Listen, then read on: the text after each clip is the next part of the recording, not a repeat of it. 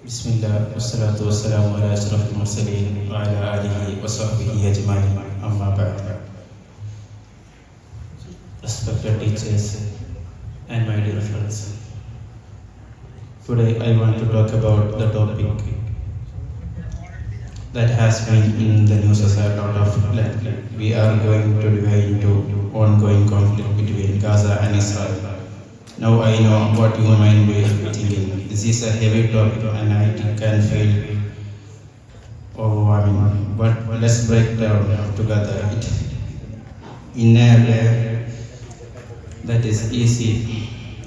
First, let's set the scene. The conflict between Israel and Gaza is not just a real democratic, it can roll that go back down.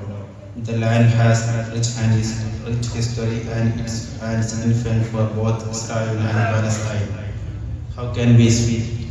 How can we support the people affected by the war and in the education? By only way is support Israel, support Palestine. Education is the more we understood the history and the convention of conflict, the better education are advocate peace and humanity. Thank you. We can make a difference.